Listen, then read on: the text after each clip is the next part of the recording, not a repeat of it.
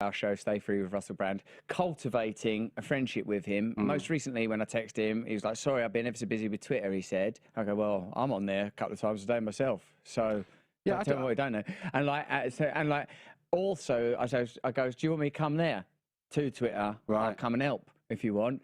He didn't respond to that. No. Now, so if we do get him on, it's like, you know, I do recognise this is still ultimately a billionaire, sort of an oligarch with a great deal of power. And I'm really interested in putting those arguments forward. But do you know, that's something for the future. Here's something for the present, baby. Oh. A man that's become a recognised radical, a man who's been confronting mainstream narratives all over this cultural space, using his adorable face, creating an iconic expression, the recoiling look of shock that only Jeffrey Sachs, economist and professor at Columbia University, can deliver. Jeffrey, is this you? Is it really you? It is me. Good to be with you. Thank you. We're so happy to see you there, and it was nice to see a variation. Although in the original version of the face, the mouth actually remains closed and the head goes back. Who's this? Yes, that's it. That's the one. That's the one we know and love. So, yeah, that's good. That's. I mean, it's not for me to tell you how to do your signature face, of course. Jeffrey, I've got loads of things I want to ask you. I'll jump into it.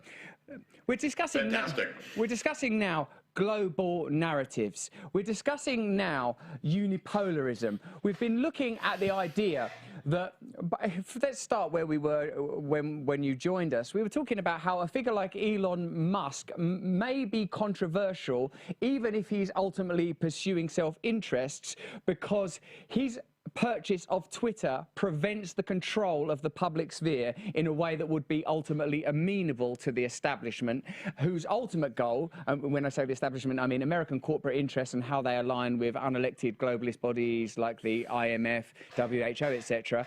A shared objective to create a unipolar world, a kind of new world order, a one world government, one way or another, even if it's implicit and tacit rather than overt and explicit. And obviously Russia have their own Weltanschauung. Obviously, China have their own agenda. Thank you. I'm glad I got the Weltanschauung nod there. Thank you, from a Columbia professor. What do you think that's true of Elon Musk? Is he a disruptor in some way, even if he is not ultimately unique among billionaires? Look, our big problem is the level of discussion we have in general is pretty miserable. I don't know if Twitter can really solve that because, dealing with these problems in tweets is part of our problem, actually, I have to say. It's probably not the solution. We're just not doing a very good job of understanding the complete mess that we're in. And the U.S. lies for a living, as we know, but the media, the mainstream media, do nothing about it and just repeat the lies, amplify them, and it's getting pretty dangerous. That's the real problem. It's a very dangerous time right now because we seem not to be able to have an adult conversation about almost anything in the mainstream. I don't hear you. See, oh, there we go. Okay. What has changed, Jeffrey? What in particular does your ascent into public consciousness demonstrate? Why is it impossible to have these conversations? Why is there a tightening? Why is there more censorship? It seems to be altering. Forget the shifting perspectives of the left and right and this new liberal authoritarianism that seems to be emerging. Why is there now such a demented attempt to control the public space and the public narrative? What are your personal experience surely speaks to that, being shut down publicly when sort of talking about the Nord Stream pipeline, when talking about Wuhan. Tell me what you think is driving this new extreme sensorialism. It's a little bit hard to know. In my youth, which was a very long time ago, newspapers like the Washington Post and New York Times actually enjoyed dissing on political figures. I grew up when we were getting rid of Richard Nixon because of all the lies. But now these papers don't do anything but repeat the lies And it's extremely strange for me. You know, I know a lot of the reporters. They tell me privately, yeah, what you're saying is right, but, you know, our editor's not so interested in it. It is really a big question. I don't think there's a simple answer. Of course, corporate ownership, yes, it's definitely part of it. But the complete collapse of professionalism in journalism in these mainstream media, not everywhere, because there are some really brave people out there, but in what we call the mainstream, is pathetic and very dangerous, because we're deep into a war that is escalating, and we can't even have a decent discussion about what the sources of this war are or how to end it. And I had the experience, I wrote for one Project Syndicate, for 20 years. I was their most published writer, but they wouldn't print the pieces that I wrote that were contrary to the official line about this war. And it was pretty amazing to me. After 20 years, I couldn't even post a piece, and that's not good, in my view. No, I believe nowadays Woodward and Bernstein would be doing their work online. Even in recent memory, exactly. A figure like Chris Hedges has gone from being a Pulitzer Prize winner with the New York Times to having his content taken off YouTube because he was like interviewing Zizek or Edward Snowden on Russia Today. So that's sort of like measurable increase in a censorial mentality. And when it comes to this war in particular, Jeffrey, when you have figures like Noam Chomsky and Donald Trump advocating for diplomacy and ultimately peace, what does it tell you about the sort of central space and how radically it's being controlled? And what does this level of control suggest to you? Well, you know, what I've seen, because I've really lived it, and I've been involved with dozens of governments across the world for 40 years now. Basically, the neocons took over U.S. foreign policy 30 years ago. And it hasn't really mattered whether it's Democrats or Republicans. It didn't really matter whether it was Bush Jr. or Obama or Biden. The weirdest thing is Trump, who's a nut, in my view, and a dangerous one, by the way. I want to be clear about that. He's the one that didn't make wars during his 4 years. The others all were engaged in wars. And that's not a good sign. The mainstream of our political system in both parties is militarized, and our foreign policy is largely based on secrecy also. And so we don't even see what our government's doing. Nothing is explained. Nothing is debated anymore, and that's been true for a long time, but it's been true across the administration. So it's not a partisan thing. You know, we had Bush, who I thought was the worst imaginable president during his term. Okay, then Obama came in, and Obama made wars again the same way in Syria. A presidential order to the CIA to overthrow Assad, not reported by the mainstream media at all. This NATO operation to overthrow Gaddafi, never explained. And it really goes on and on. And now we're in a war in Ukraine. I mean, and we are in it. This is absolutely a war between the United States and Russia. It's extraordinarily dangerous. We're told every day in the mainstream media, an unprovoked war that started on February 24th, 2022, which is false. There's a history to this. There was a way to avoid this war. Biden didn't choose it, but none of it is properly debated at all. So that's really what we're facing. By your reckoning then, Jeffrey, this is an agenda that began sort of broadly in the 90s with the new American century, with like the Wolfowitz, Cheney, and the think tank that sort of indicated for America to achieve true hegemony, there would be sort of military action in the Middle East around resources. And you see that broadly, whilst it expands numerous administrations and bipartisan ones at that, this is ultimately a continuation of that. And of course, it is shrouded shrouded in secrecy, and that's why, you know, Julian Assange is right now in Belmarsh, and Snowden is, with some degree of irony, right now in Russia. Now, I wonder if you would talk to us a little more about if the accepted mainstream narrative is that this war began on, as I think you said, January the 14th. February 24th. Absolutely. That day. That's it. You know, no history before it. So, you're not talking about the 2014 elections, not talking about NATO infringement, not talking about sort of sponsorships and coups that have taken place. Could you give us a bit of insight into an alternative narrative, and could you speak more particularly about the sort of peace deal that potentially could have taken place, that Boris Johnson deferred in his sort of talks with Zelensky? And yeah, can you give us an alternative narrative, please? Absolutely, because there is a real story behind all of this. I happened to be there actually 32 years ago, 33 years ago, because I was an economic advisor to the economic team of Gorbachev, actually. And in 1990, Gorbachev wanted to end the Cold War. He wanted to end the Soviet military alliance, the so-called Warsaw Pact alliance. Germany wanted to reunify, or Helmut Kohl wanted to reunify Germany. And they discussed this, and it was very clear. The US and Germany said to Gorbachev, if you dissolve the Warsaw Pact and the Cold War, and Germany reunifies, NATO will not move 1 inch eastward. And that was the basic premise, that we're actually going to get beyond the Cold War. And explicitly, the language is, we're not going to take advantage of your actions. So we're not going to substitute our military power in the places where you pull back. Turned out to be a massive lie.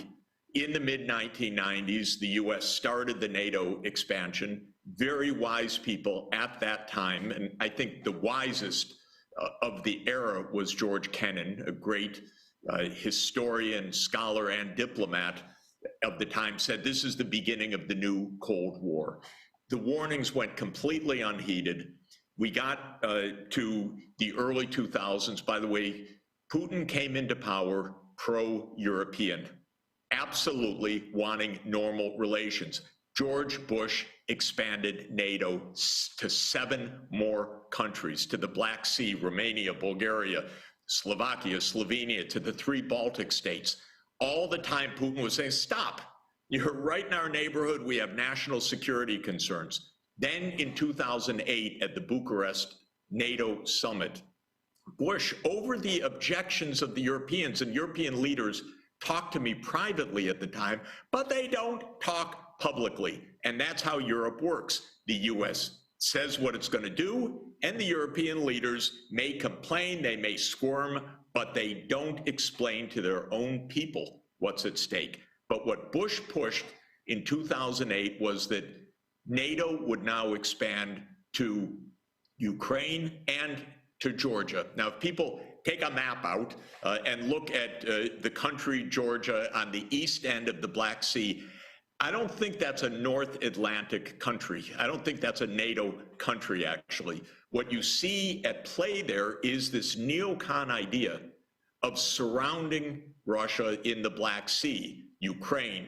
Romania, Bulgaria, Turkey, Georgia. And what our strategists have said for decades is that would basically corner Russia, and Putin said it, don't do this in our neighborhood. And actually there was a NATO-Russia meeting the next day after Bush pushed through this enlargement commitment. And at that NATO-Russia meeting, Putin said to Bush, if you push NATO into Ukraine, we take back Crimea. I tell you that now. This was reported in Kommersant and the Russian press afterwards. Fast forward, Russell, few years. First, there was a pro-Russian president, Viktor Yanukovych, who very wisely said, I don't want Ukraine to be in the middle of a war between these 2 nuclear superpowers. We stay neutral. We don't want NATO here because I want us not to be in the midst of a war. He was president up until early 2014, when he pulled back from signing a partnership agreement with the EU under Russian pressure, saying, don't sign, we have stakes here too. He said, Yanukovych said, we need to delay these negotiations with Europe.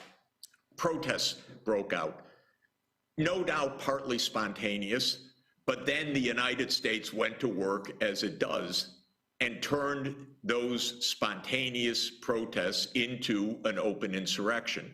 Our politicians even went and spoke to the Maidan, as it's called, the space where the protests took place, as if, you know, Chinese politicians, say, came to Trump's rally on January 6, 2021. It's pretty weird. The United States just got way in there and said, go for it, we're with you, we're with you. And we know that the Assistant Secretary of State at the time, Victoria Nuland, was orchestrating what would be the change of government. She was caught on tape.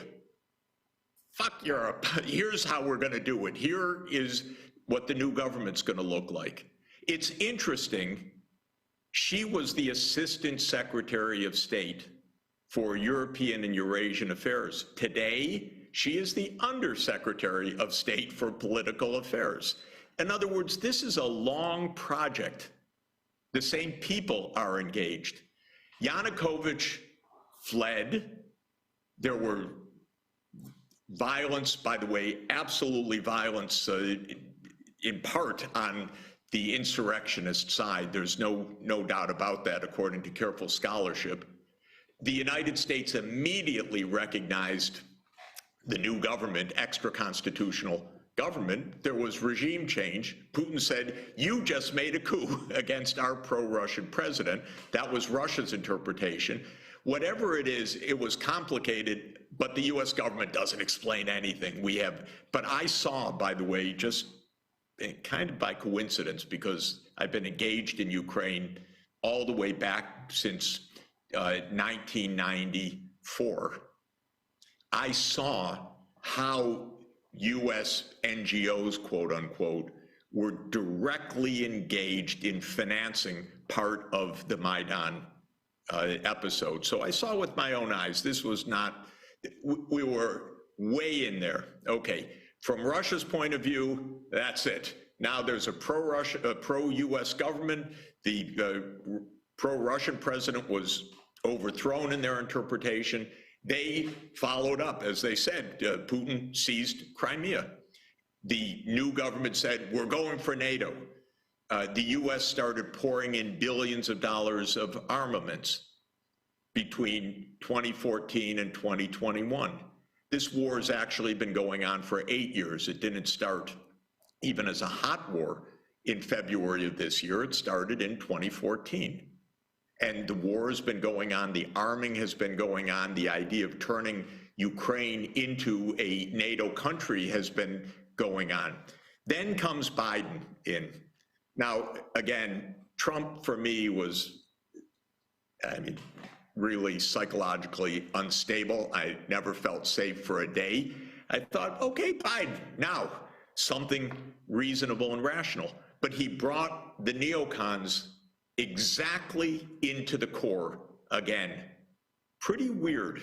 I think he's lost his political base at home for this, because the costs and consequences of this are huge. But the essence of it is that in 2021, Putin said to Biden as new president, stop NATO enlargement. This is our backyard. We will not tolerate NATO in Ukraine, a US military alliance on our 1,000+ kilometer border. No. And I happened to call the White House late in 2021, just saying, please avoid a war. We don't need NATO there. It's no good to have NATO there. It's no good for the United States to have NATO there. We don't have to be on every piece of this board. Like the game of Risk, I often compare it to. They want bases everywhere in the world, these neocons. We already have them in 85 countries. My God, it's more than enough. We should not have wanted to go to NATO. But Putin said, let's negotiate. I said, you know, the terms are pretty reasonable. Let's figure out how to do this. The White House said, no, it's non-negotiable. Putin invades on February 24th. By mid-March, Zelensky is saying, you know, we could have neutrality. We need guarantees, we need security guarantees, but we could have neutrality. Actually, in mid-March, the Ukrainians put forward a number of terms, handed it to the Russians.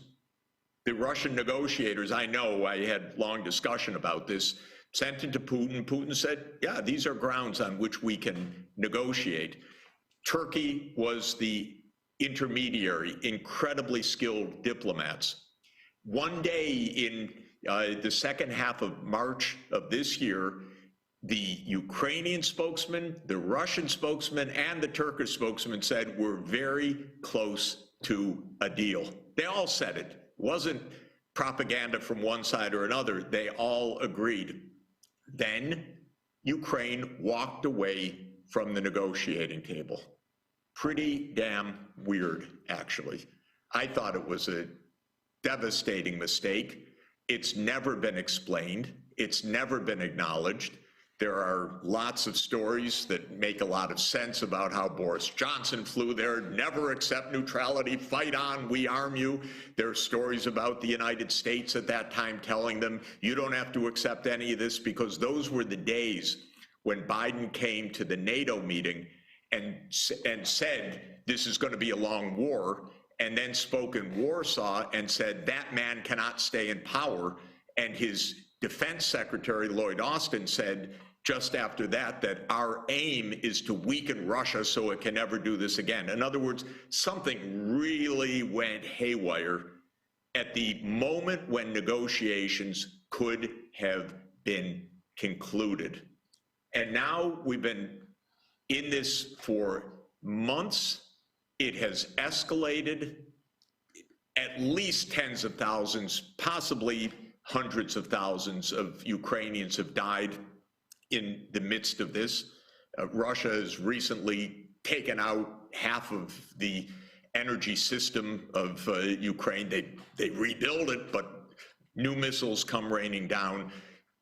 Biden has talked about that, oh my God, we're on a risk of Armageddon. He's trying to think, he said even out loud, what is Putin's off-ramp? Well, Mr. President, I can tell you what the off-ramp is because it's been explained for 32 years. Please do not expand NATO to Ukraine and Georgia, just like we would not like China and Mexico having a military alliance right now. And when Cuba tried that in the Western Hemisphere back in the early 1960s, the United States invaded with a snap of a finger. Please exercise some prudence. So President Biden's wondering, what's the off-ramp? Well, it's not so complicated, but it is for the neocons because they've had this agenda for decades now. They see it's fine. We're almost there. We're almost there. We almost have Ukraine on our side. That's the big prize. That's the weakening of Russia. That's their view as we take one step of escalation on each side. And it's just absolutely mind-boggling. But to come back to where we started, Russell, it's not explained in the mainstream media at all. I mean, I'm beginning to see, Jeffrey, why people interrupt you so aggressively at this point. But there was the face. Jeffrey, there was obviously several things I'd like to follow up on.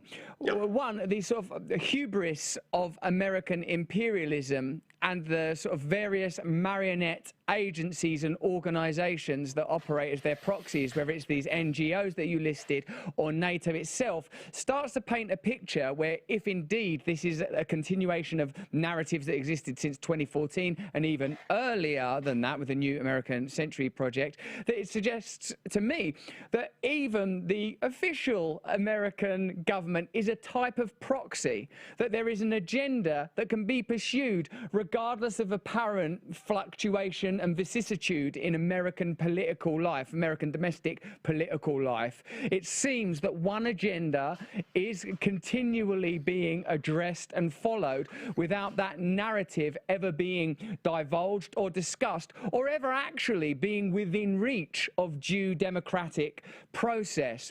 So I wonder then, Jeffrey, what if it's, you know, to colonize or dominate or control Ukraine through the sort of involvement of NATO? And I've heard things about NATO and their sponsorship and involvement with military-industrial complex and them sponsoring and organizing arms deals. I've heard stuff about NATO that's pretty damn dubious.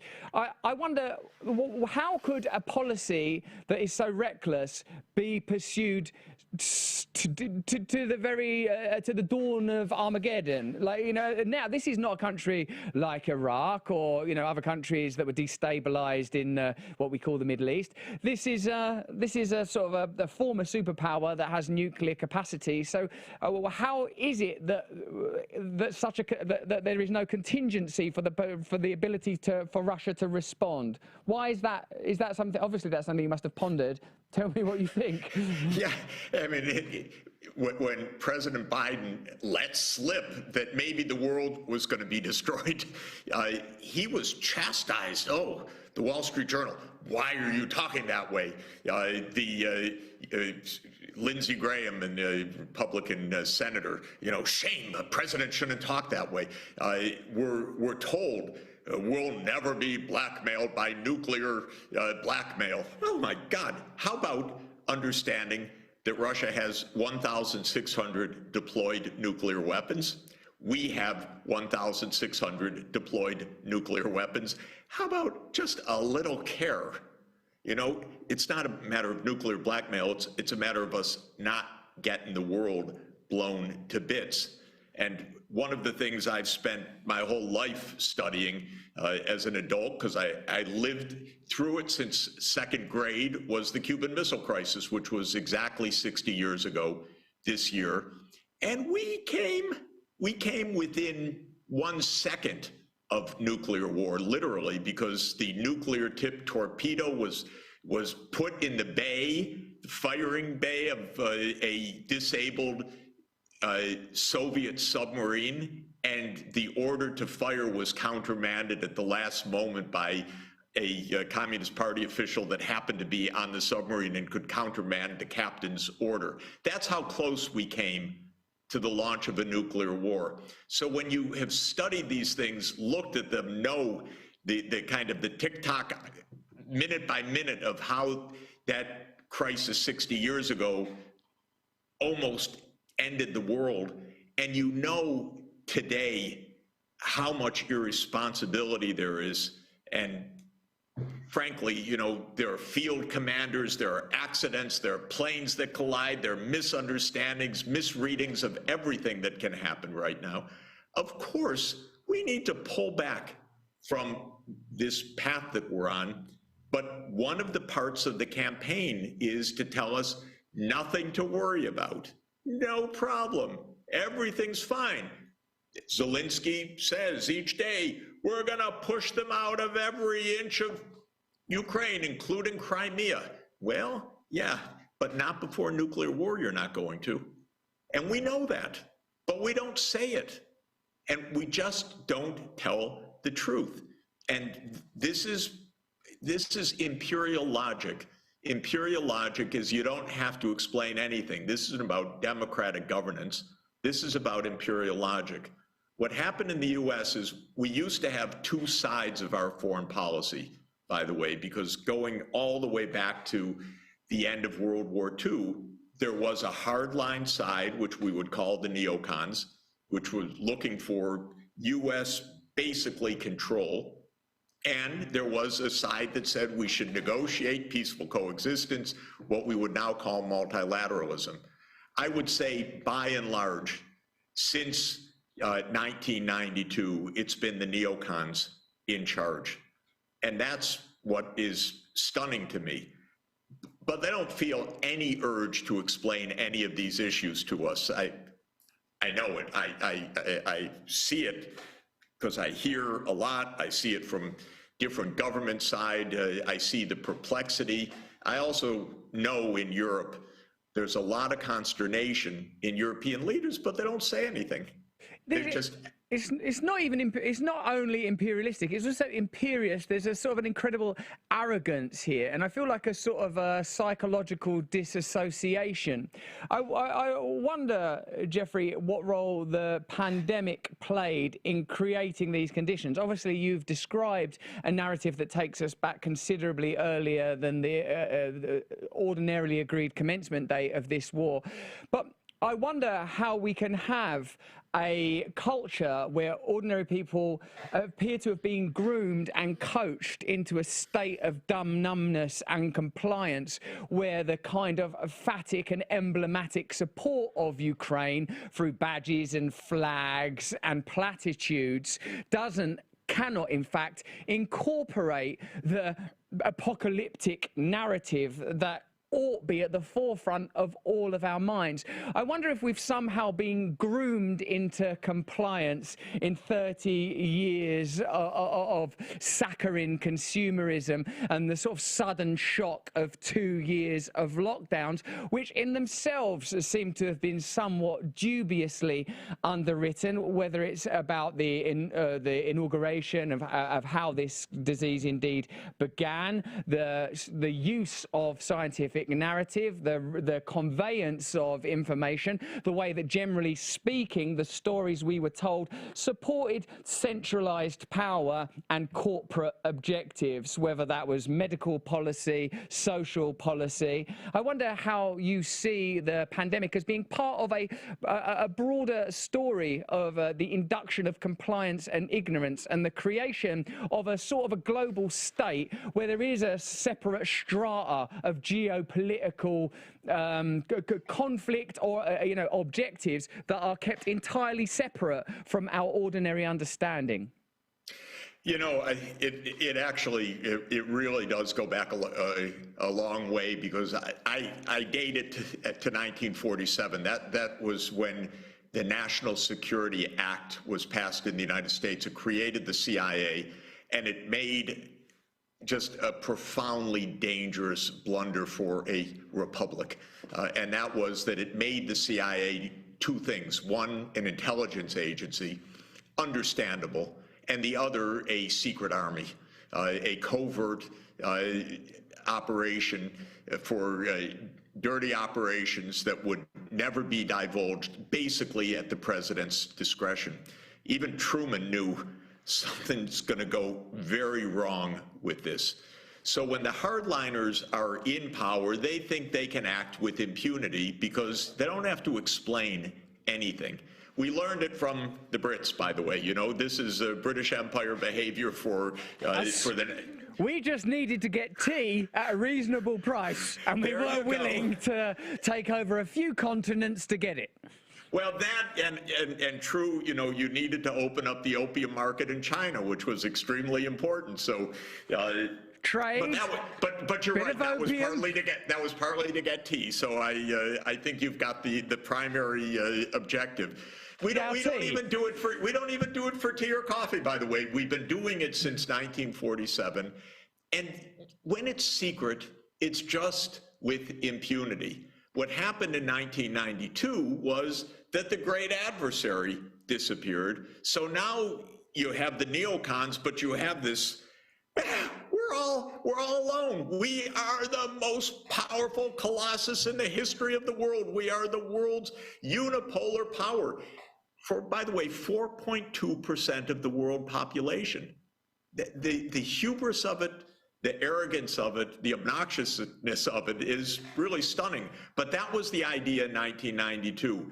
But you know what really put us into overdrive is that starting in the 2010s, really around 2015, China's rise freaked out the unipolarists, freaked out the neocons, because something was not on the script.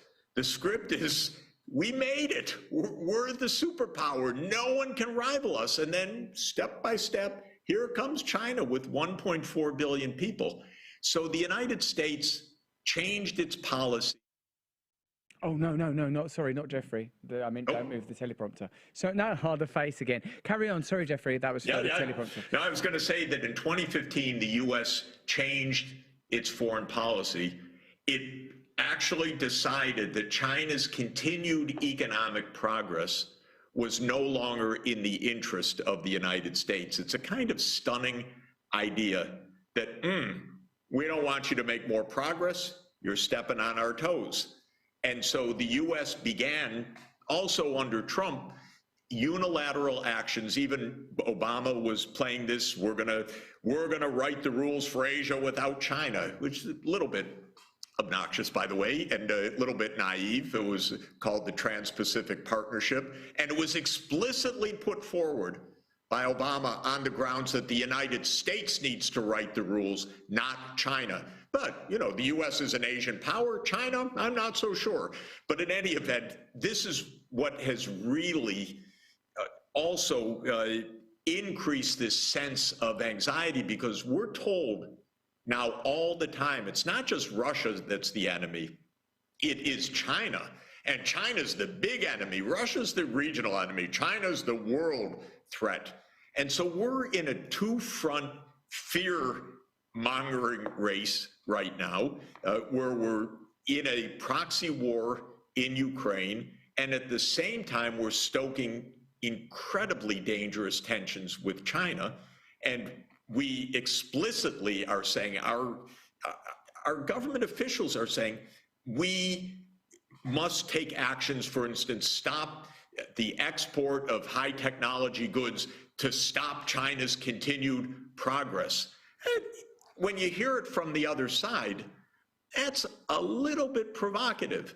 And then we have the Speaker of the House, Nancy Pelosi, flying to Taiwan.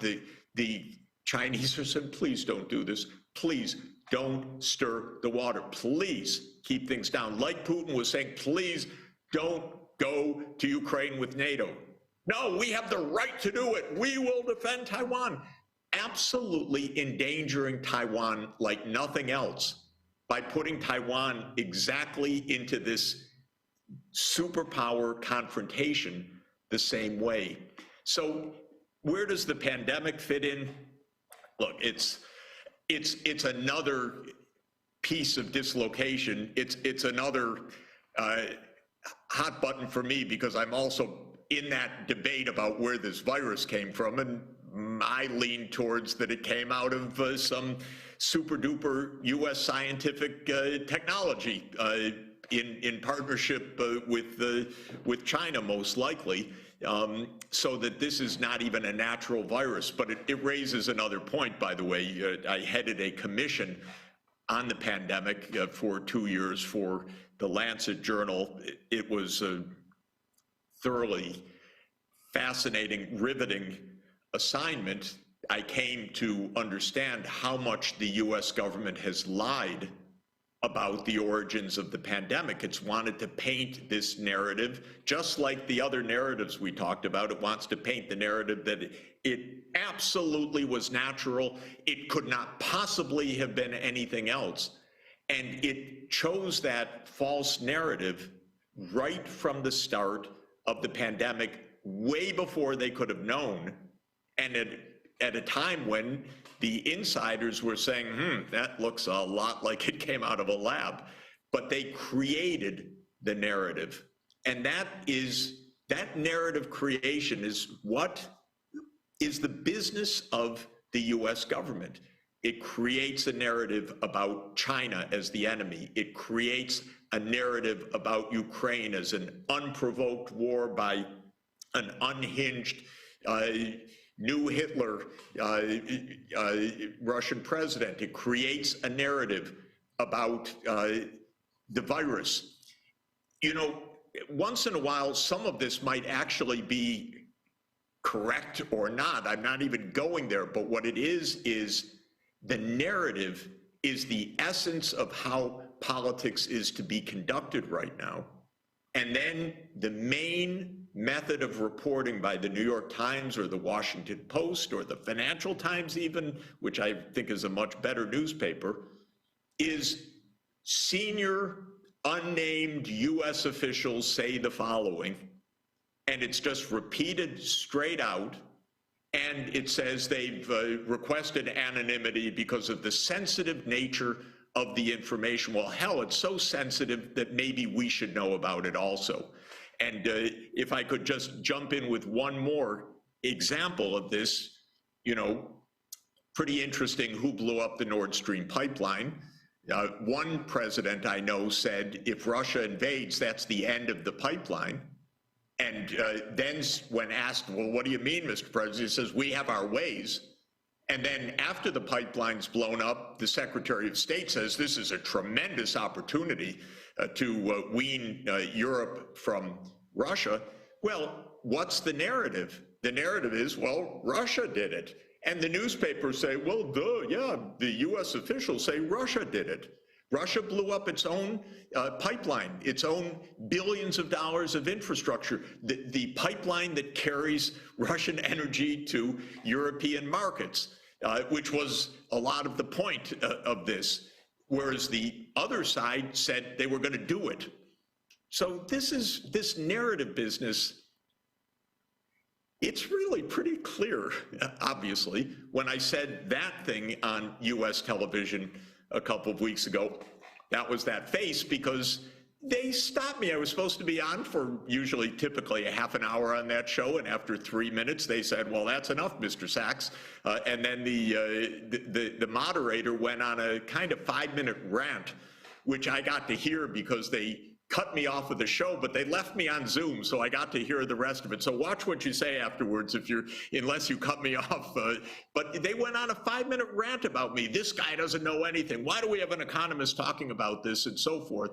And the answer is, I've been involved in diplomacy in more than 100 countries for decades, and so I watch these things, and I have something to say about them. It's extraordinary that even words like doves and hawks, common idioms that used to define the potential for polarity in these conversations, have kind of drifted from the common lexicon. There is nobody taking up that side of the argument. I suppose there is. There's Tucker Carlson, there's Noam Chomsky, there's Donald Trump. But it's, in some cases, I imagine it's just sort of anti-establishment, motivated by the kind of dualistic nature of American politics rather than a genuine appetite for real peace. What was it very interesting to hear there, Jeffrey, was like that with case after case, we are seeing, whether it's the war, NATO expansionism, meddling in foreign democracies, a kind of psychotic, vampiric recklessness followed by maddening lies. It feels like the sort of contemporary law that is delivered through sci-fi of, oh, the machines will one day become intelligent and they realize they don't need us, is sort of being acted out by machine-like minds that are so disassociated from common humanity that they're acting just in accordance with a sort of a binary rationality that excludes common humanity, and the obvious fact that if you continue to provoke Russia, if you continue to provoke China, you're ultimately going to end up in conflict situations. Now, I can't believe that they have failed to calculate the possible, even likely outcomes. So I begin to think that they have a contingency that includes the annihilation of many, many people. Like, if you think in a post-industrial world, the sort of former proletariat and working class becomes disposable and therefore available to sort of addiction, prison populations, just fodder for the machine. I wonder sometimes, and I hope it doesn't sound fanciful, but like, you know, there are only really two alternatives. One, they haven't thought about the possibility that Russia could respond sort of with apocalyptic weaponry, or they have thought about it and they don't care. What alternative is left other than that? So what do you think about that, Jeffrey? And I will cut you off, Mitch. I'll cut you off like that Nord Stream pipeline. Right, and then we'll talk as soon as you're gone. Who does he think he is, a Columbia professor, coming on our internet show where we make up stuff on the spot, telling us about years of experience and committees he's sat on? Completely obnoxious, I agree. You know, I'm going to completely reassure you. I don't think they've thought about it. Honest to God, I don't think it is actually. I don't think I don't think, I may be wrong, but I don't think it is so deeply nefarious and evil. I think it is so thoughtless and ignorant and arrogant. And it's a hubris that comes when you never have to explain anything. When every screw up, you just go on.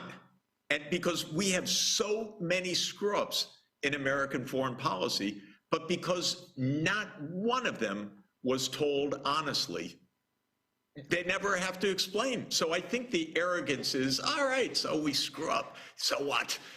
Look, who explained the complete disaster of Afghanistan? Which, by the way, wasn't just the disaster of pulling out, in this chaotic way. The U.S. went into Afghanistan in 1979. That's almost not even known, except that Zbigniew Brzezinski let us in on this fact a few years ago in an interview, that it was a secret covert operation to fund the Mujahideen, to incite or provoke the Soviet Union to invade. How clever. 40 years later, Afghanistan is a complete wasteland. But there's no accountability. On the way out, the United States grabbed the $8 billion, the measly $8 billion of their foreign exchange reserves, to make sure that there would be no conceivable economy left behind. Or who explained Syria? Every day I read Putin is absolutely, unhinged. He went into Syria. Yes, Russia went into Syria in 2015. The United States went into Syria covertly in 2011. In 2012, the US President Obama, signed an order for the CIA to overthrow Assad together with Saudi Arabia. So who explained it? It's not even discussed in American life. So I think what we're seeing is they don't think ahead. As soon as this policy started in February and March with the sanctions and this and that, I talked to I can't call them friends anymore. They don't want to be known as my friend inside the US government, but people that I've known for a long time. I like them. They don't necessarily like me. But in any event, I said, this is not going to work. This policy, the sanctions policy, is not going to work. The following is not going to work. And the basic logic that you have, that you're going to defeat Putin on the battlefield, that's also not going to work. In the end, this is core security interest for Russia, and they have 1,600 deployed nuclear weapons. So think about it, how this could unfold. But it's not going to unfold where Putin says, oh, sorry, we're going home. It was just a terrible, terrible mistake. And NATO, you're very welcome to come into our next door. It's not going to happen that way. So I don't think they think these things through, because the basic goal is incompatible with reality. The goal of a unipolar US world, where 4.2% of the world population runs the show, is incompatible with 21st century reality. So when you're fundamentally in this kind of inconsistent course, naturally, it can't make sense. It fundamentally cannot make sense, and it doesn't.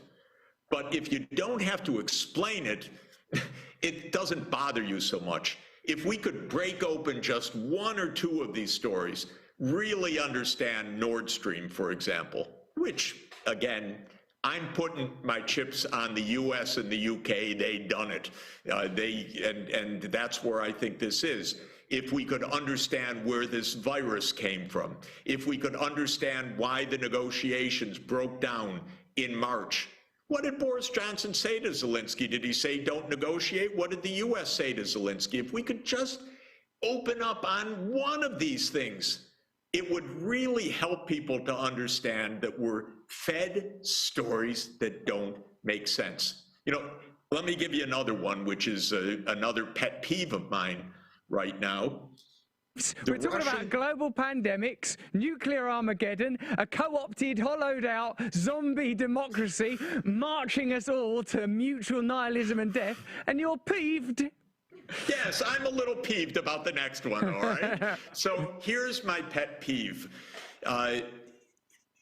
Russia grabbed the Zaporizhia nuclear power plant early in the war, and the Ukrainians have been trying to take it back.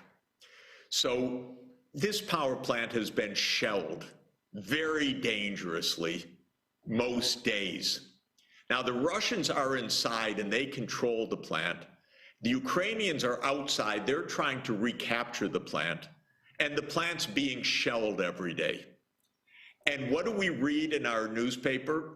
Well, each side accuses the other of shelling the plant. Well, duh. If one side is in the plant and the other side's trying to retake the plant, who's probably shelling the plant? So even this one, and I've spoken to senior international officials, I can say I've spoken to very senior people on this issue. I have a supposition that Ukraine is actually shelling the plant and that it's extremely dangerous, and that we should say to Ukrainians, even if they're our best friend, don't shell a nuclear power plant. It's not a good idea. That's not very supportive of Ukrainians, that. There you go. Anyway. I haven't seen. Have you not got a flag that should be up somewhere in your screen? Because they need some support. This is a time to support Ukraine blindly into the jaws of death. There you go. It's exactly. How about supporting them by having this war end and stop having them be the fodder of a proxy war of neocons fighting the latest of their 30 years of disastrous wars? How about that way of supporting Ukraine? I think it would be really nice for the Ukrainian people not to have the missiles falling on their head because NATO wants to expand. So beautiful. Thank you, Jeffrey. Just one more question. In fact, two. One is, like, with the midterms approach, but why? But why? Think about it. Think about it for a moment, but why?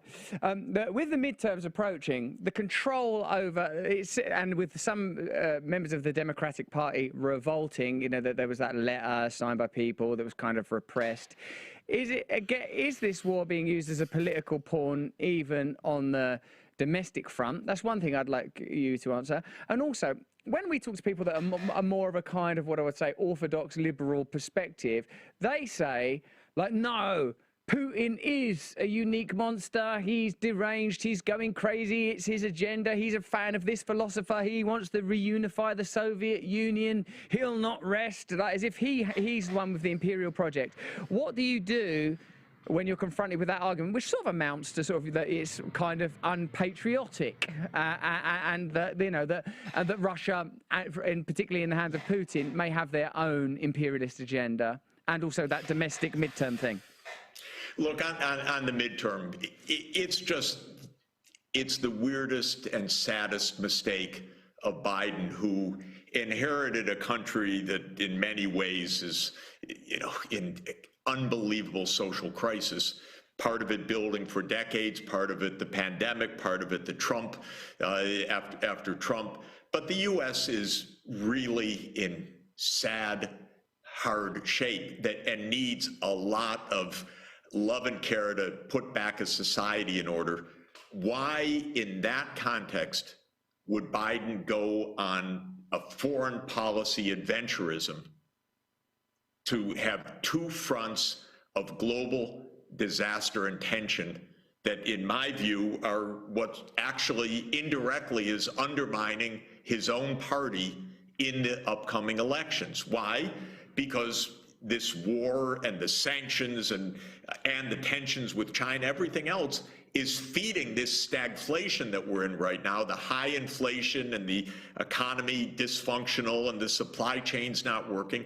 In other words, Biden stirred things up on foreign policy. The American people were not asking for foreign policy adventures right now. They absolutely were not. They were asking for, can you help repair our society, which is ripped apart? And that's what Biden's promise could have been. So the whole idea that he got us in, and he did, because this war could have been avoided had he negotiated over the NATO issue and talked to Putin and done something in 2021.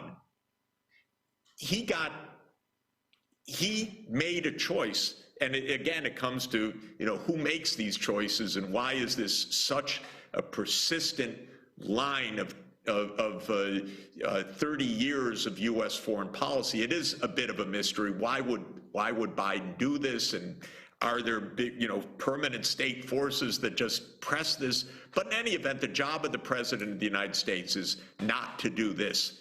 And so when the midterms come, probably, just according to the polls, I'm no prognosticator, except that it looks like the Dems are going to lose one or both houses of Congress.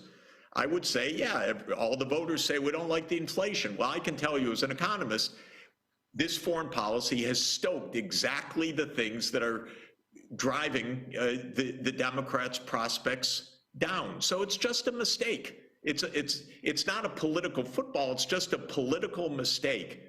And I learned 30 years ago, the main job of a U.S. president is to put the brakes on the war machine. It's really hard because the war machine's always revving. And a sound president, we've had very few, knows how to put the brakes on. And very, very few have done that. Actually, Eisenhower and Kennedy, in their distinctive ways, both did that. They knew to stop wars from going on. Kennedy may have paid with his life for it because his peace initiatives were profoundly unpopular with the CIA and with others, and God knows what happened, but he understood putting the brakes on. But most of our presidents don't. And whether this was Biden's initiative or his naivete or this is our foreign policy, Mr. President, and you stick with it, whatever it is, this, ironically, was the biggest weakness of his domestic policy, which is why he was elected, to do something about a society that's really, really wounded right now. I mean, with our shootings, with the addictions, with the poverty, with the inequality, with the dislocations, with the divide, this was the time for some domestic healing. And Biden could have done that, but instead, he mortgaged the domestic policies to foreign policy.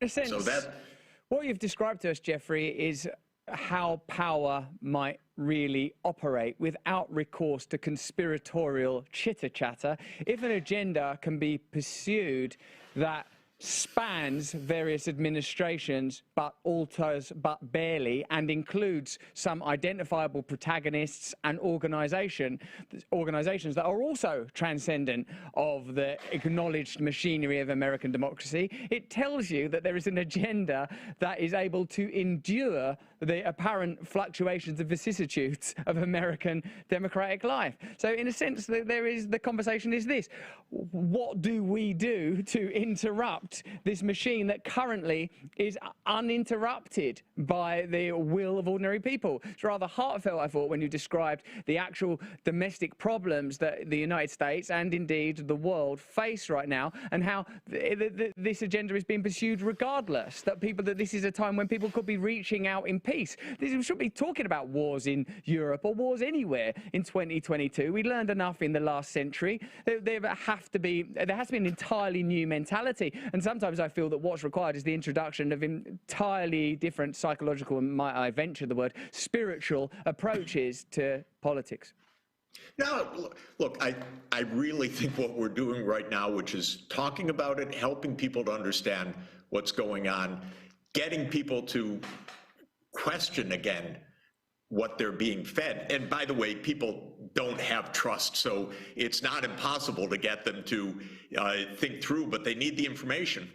They need to understand the story. It's really important because this machine is running with impunity right now. It does run on secrecy. Everything is, is classified documents, and that's how an imperial state operates. And the more that it's opened up, this is not what the public wants. This is not a war driven by public hate, by the fervor for the war. This is a war driven from the top. NATO expansion wasn't a popular cause. It's a political elite, and even of that, just a pretty small part of the political elite. But it is I'd say the dominant political direction of the U.S. government at the top, but not coming from the American people. So that's actually the hope. It's actually the hope. If these stories break open just a little bit and people say, this is not what we were told. Now, in this, every kind of crazy demagogue can come. That's what is unsettling about highly charged times, because they can go from bad to worse, but they can also go from bad to better. And I think that that's what we really need to be pressing for. The challenge when information is so tightly controlled. That's the challenge when it is difficult to convey these stories that have a degree of complexity, when people rush towards simple conclusions, damned platitudes, and what amounts to sort of pugnacious, bellicose jingoism, just sort of repackaged in a sort of a new multicolored flag. It's fascinating. And the government absolutely classifying everything so that we absolutely don't know what they're doing in our, quote, democracy. There's a lot of things getting redacted, Jeffrey. You got it. Now, will you please stop flirting with us and do that fucking face? The many faces of Jeffrey Sachs. It's facts and faces with Jeffrey Sachs, but the face we love most of all is the face of a man shocked by the inability of the mainstream media and their favoured and cherished narratives to accommodate truth and complexity. Jeffrey, thank you so much. When you're next looking for a friend in the White House and you are found wanting, know that you have friends here on our show. We'll go for it. Thank you, man. Thank you. So lovely to hear you. Yeah, thank you for your time and for your expertise and your dedication. Thank you. Thank you. Bye-bye. See you, mate. Bye-bye. Wow. That was intense, wasn't it? Because we were in there for a while, guys.